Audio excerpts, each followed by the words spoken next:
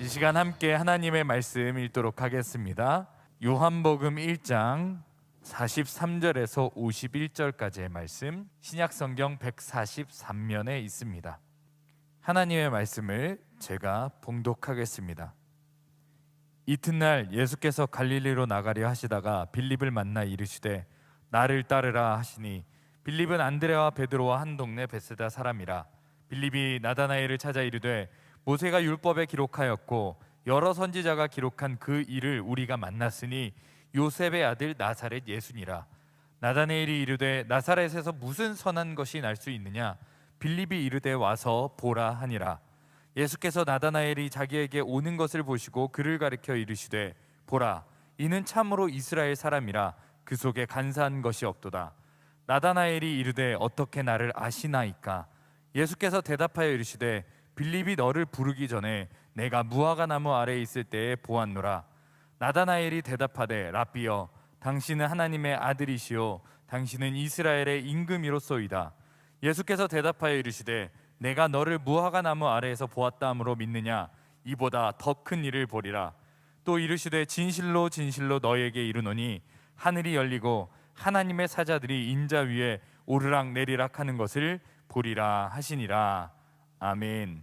우리 청년들 반갑습니다. 또 거의 한 달쯤 된 것 같은데 우리 예배당에 모인 여러분, 그리고 미처 예배당에 오기가 여러 사정으로 어렵고, 그리고 또 있는 곳에서 혹시 일터에 있을지 모르겠고 가정에 있을지 모르겠는데, 아니면 바깥에서라도 영상을 앞에 두고 함께 예배에 참여하는 우리 청년 공동체 여러 지체들 고맙고 감사하고, 오늘 기도가 손세혁 우리 마을장 기도했는데 참 감사하고, 기도에 은혜 받는다는 건 참 뭐하죠? 하나님이 들으시면 되는 건데 기도에 많은 감동이 됐고, 잘 기도 이렇게 힘써, 특별히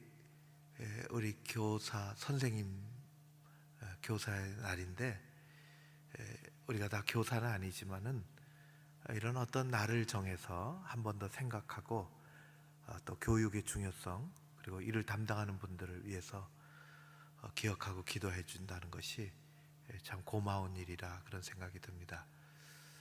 여기 교회 학교 우리 교사들이 또 있을지 모르겠고, 또 우리 청년 공동체는 우리 두 분의 목사님과 그리고 우리 전도사님 또 있고, 그리고 부장님, 부감, 그리고 또 멘토 우리 집사님들, 여러분들 위해서 기도하고 함께 예배드리고, 그렇게 하는 우리의 신앙을 같이 생활할 수 있도록 그렇게 하시는 또 그런 분들께 고맙고, 그리고 또 마을장도 여기 있을 거고, 또 임원들도 있을 거고, 리더 모두가 다 우리는 한 가족으로 살아갑니다.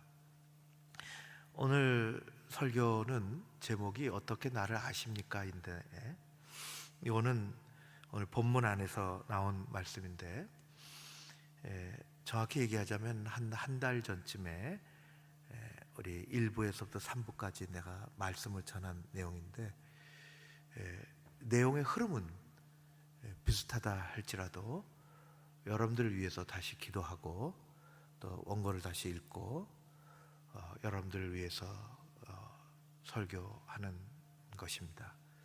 우리 성경 말씀도 그렇잖아요. 아기도 읽고 또 어른도 읽고, 또 어르신 연로하신 분들도 곱은 손을 내고 이렇게 한 장 한 장 어렵게 넘겨가면서 읽는데, 자신에게 주는 말씀은 다 다르지요. 성경은 바다와 같아서 그 바다를 느끼는 사람이 각각 다른 것처럼, 바다의 깊이를 누가 헤아릴 수 있겠어요? 수영을 잘하는 사람은 좀 깊이 갈 거고, 서핑을 할 줄 아는 사람은 좀 멀리 갈 수 있을 거고, 또 물이 두렵고 어려운 사람은 찰랑거리는 해변가에서 발 적시고 바다를 경험할 수도 있겠는데, 우리에게 주시는 은혜는 각각 다르지만 오늘도 우리 사랑하는 청년들 하나님께서 말씀 주시고 이 어렵고 힘든 세상 가운데서 하나님이 주시는 것으로 그 길을 걸어가는 우리 자랑스러운 청년들 되었으면 좋겠습니다. 여러분들도 다 알지만 마이크로소프트 MS 마이크로소프트 창업자이고 우리가 흔히 표현하기를 억만장자라고 하는 빌 게이츠와 머린다 게이츠가 한 열흘 됐을까, 한 2주 됐을까요? 세상에 이혼 소식을 발표를 했습니다. 매우 놀랐죠.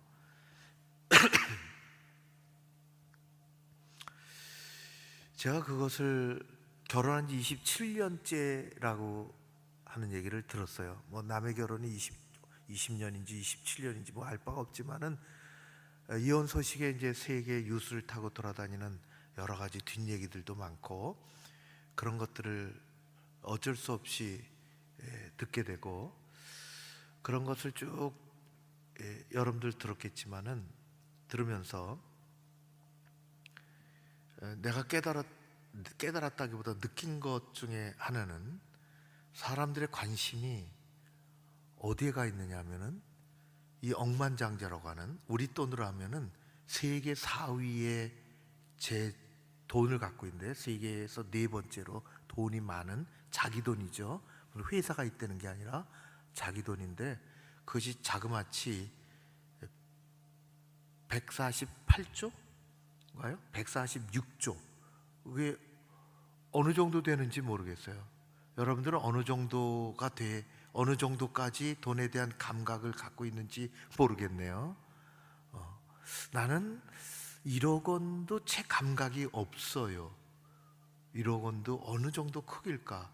1,000만 원 10개 수학적으로는 계산할 수 있어도 그 1억 원을 내가 활용해 본 적도 없고 1억 원 가지고 뭘 해본 적도 없고 그래서 그렇게 근데 자그마치 146조에 해당하는 돈을 개인 재산으로 갖고 있는 것에 세계 대부분의 사람들은 한 가정의 이야기보다는 이 146조의 돈의 행방이 앞으로 어떻게 될 거냐 하는 것에 더 많은 관심을 가지고 있습니다. 내 그것을 그런 것들을 쭉 이렇게 뉴스를 들으면서 굉장히 의아하게 생각하고 그랬습니다.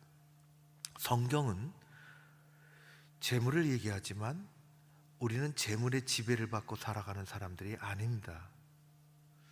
성경에는 수많은 인물들이 나오고 수천 명이 나오니까요. 인물들이 수많은 인물들이 나오고 그들이 하루도 한 끼도 먹지 못하면 살 수 없고 그들이 하루도 재물 없이는 살 수 없는 유한한 인간으로 이 땅에서 살지만은 성경은 재물을 얘기한 적이 없습니다. 우리 가운데 하나님이 주시는 것은 물론 우리는 직장이 있어야 되고 월급을 받아야 되고 일을 해야 되고 재물이 있어야 되고 그것이 필수적이지만은 우리에게는 더 큰 가치와 하나님 주시는 그 길이 있음을 알고 살아가는 사람들입니다. 그래서 성경에는 수많은 인물들의 이야기가 나오지만은 그 인물들을 통해서 성경은 뭘 말씀하시냐? 이 사람들의 삶을 통해서 그들이 만난 하나님, 그들이 만나지 못했던 하나님, 그들이 실패했던 삶, 그들이 성공했던 삶을 통해서 하나님은 어떤 분이시고 그 하나님을 너희가 발견하고 그 하나님과 어떤 관계를 맺고 너희들은 살아가야 된다는 것을 말씀해 주시는 것입니다. 그래서 성경은 수많은 사람들의 스토리이지만은 결국은 하나님의 이야기입니다. 오늘도 우리 짧은 성경에 이 네 사람의 이름이 나옵니다. 우리가 다 알 수 있지요.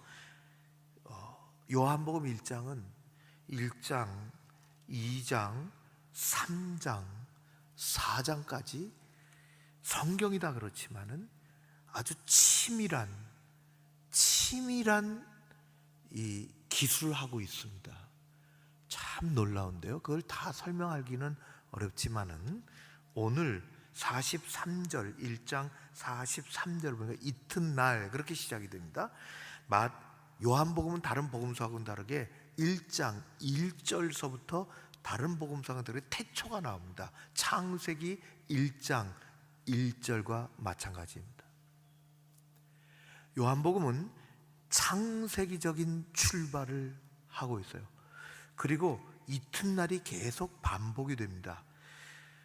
그런 중에 4명의 사람이 나오는데 첫 번째는 빌립, 두 번째는 안드레와 베드로, 안드레는 형제죠. 네 번째 사람은 나다나엘입니다. 오늘의 말씀의 제목이 나다나엘에서 나온 얘기인데 어떻게 나를 아십니까? 하는 것입니다.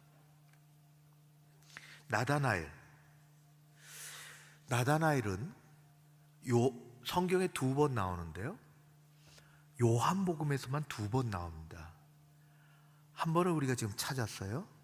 스토리가 엮여진 나다나엘이 1장에 오늘 나오고, 요한복음 맨 끝장에 가면 예수님이 부활하실 때, 부활하신 예수님이 어디를 가시냐면 갈릴리 바다로 가시지 않습니까? 갈릴리 바다로 갔을 때 이미 베드로를 위시한 베드로가 앞장을 서서 이 실망한 자기 동료들을 이끌고 갈릴리 바다로 가서 이 배를 타는 이야기가 21장에 나오는데, 거기에 사람들의 이름이 등장하는데 그 중에 한 사람이 나옵니다. 나다나엘이. 나다나엘은 성경에 2번밖에 나오지 않아요. 근데 다른 곳에 마태, 마가, 누가, 또 12제자의 이름이 또 한 곳에 나오는데 사도행전 1장에 나오지 않습니까? 12제자의 리스트 속에 놀랍게도 나다나엘은 나오지 않습니다. 나다나엘이 어떤 사람인가를 우리가 정확히 알 길이 없어요.